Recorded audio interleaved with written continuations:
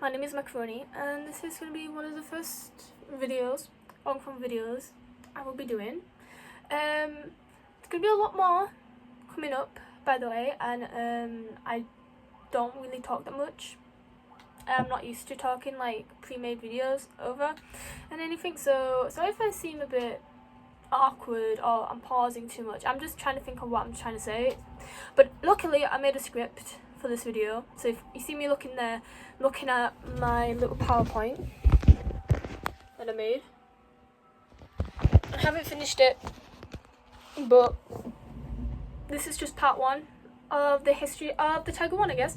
So we're just going to be basically explaining the basic stuff, the first, like, the knowledgeable stuff, and then we are going to go into the mechanics and stuff about it, like the gun and everything. So this is going to be the mic, so let's get to it, I guess. This is Tiger One history. The Tiger One was the German heavy tank of World War II. I think we all know that. I mean, World War II, horrible time, as well as World War One. Any time is horrible, but you know.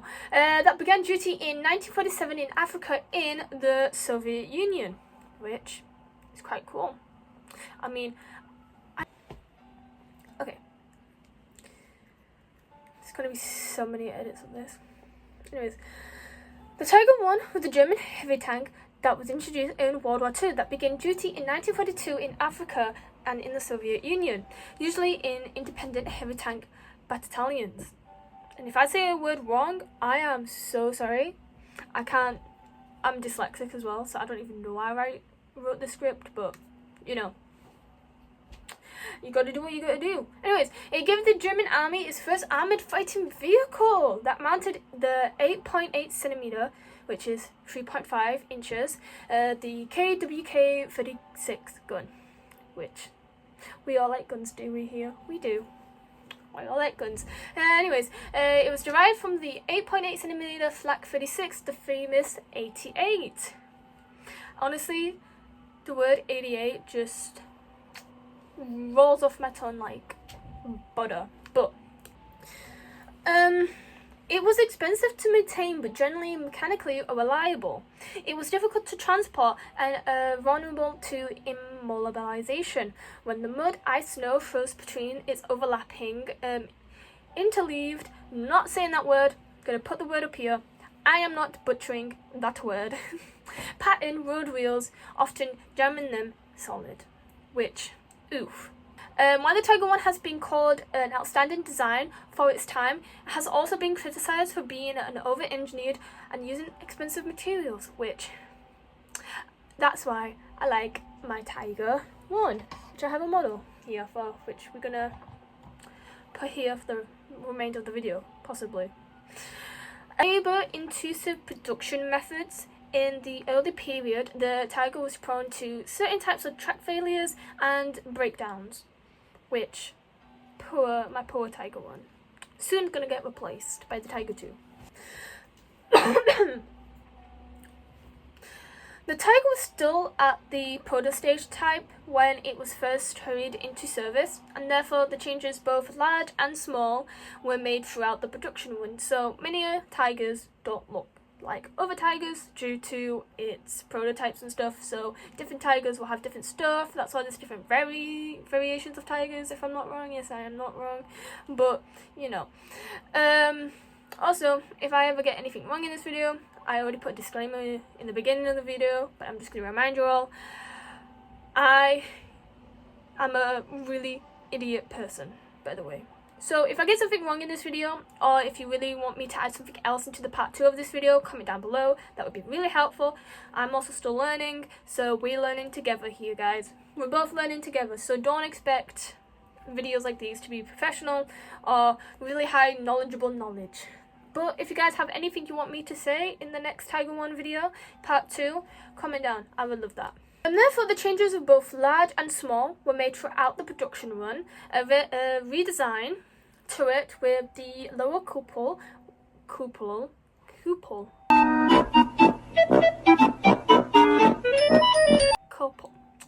you guys, sorry, was the most significant change. The river flooding submission capabilities and the external air filtration system was dropped to cut costs, which the air filtration system probably would be the most important. I don't know. To me, I want my air. I like my air filtered. Like I'm water filtered. I like water. Why you bullying me? While the heavy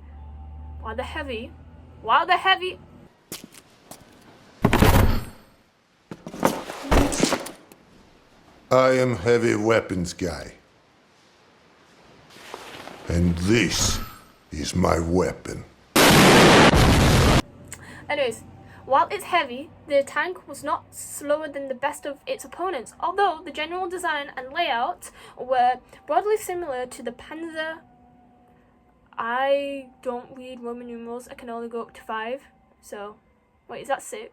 That's Panzer 4, right? Panzer 4. Really gone, for real. That's 4. Yeah, I think it is. I don't know. I think it's Panzer 4, medium tank. The Tiger weighed more than twice as much. This was due to its substability fake armor. The large main gun, the greater volume.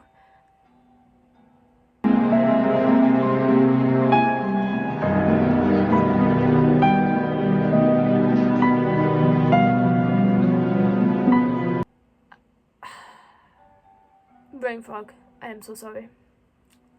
Anyways, the larger main gun, greater volume of the fuel and ammunition storage, larger engines, and more solidly built transmission and suspension. The combat experience against the French, don't know how to say this, it's right here, cavalry tank and the Char B1 heavy tank and the British Matilda II infantry tank during the Battle of France in 1940, June.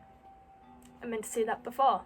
But showed that the German army needed better armed and armoured tanks, which a lot of people would agree. But anyways, on the 26th of May, 1941, Henschel and Farad Porsche were asked to submit a design for the 45-ton heavy tank to be ready by June 1942. Porsche worked on the updated version of their VK 30.01P, the Leopard tank prototype, while Henschel worked on the improved VK 36.01H tank. The Henschel built 2 prototypes, a VK 45.01H, a H1 with the 80.8cm L56 cannon, and the VK 45.01H, H2 to be exact, with the 7.5cm L70 cannon. On the 22nd of June 1941, Germany launched the Operation Barbarossa.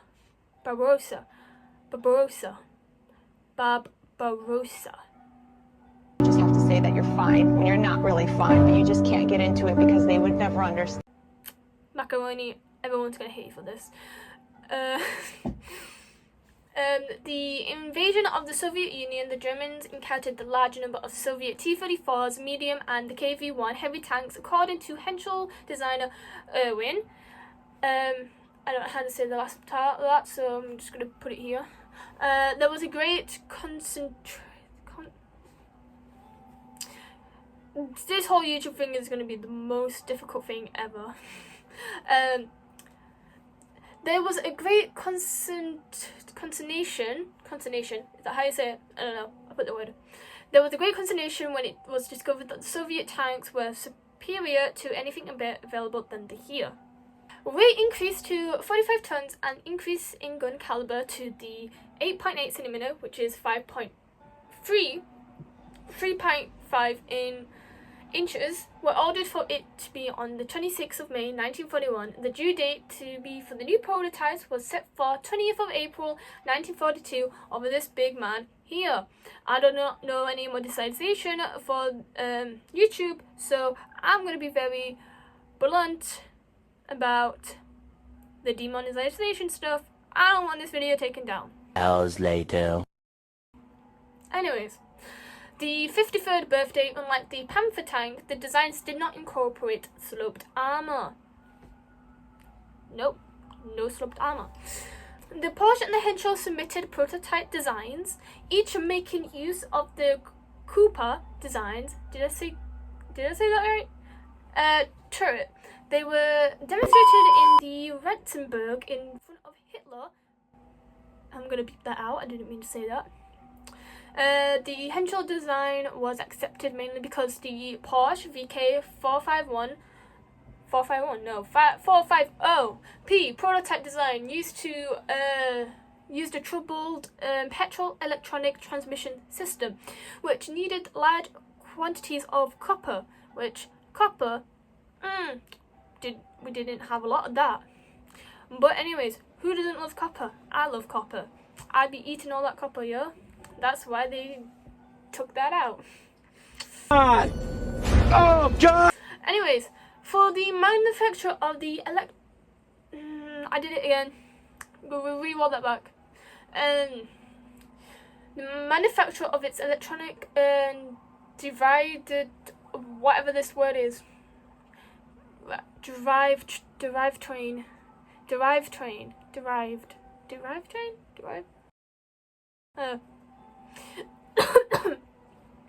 Components, a strategic war material of which Germany had limited supplies with acceptable electrical properties for such uses. Yes, of the Panzerkampfwagen, don't know what this number is, Alf H, began in August 1942, expecting an order of his tank. Porsche built 100 chassis after the contract was awarded to Henschel. They were used for the new turretless casemate style tank destroyer.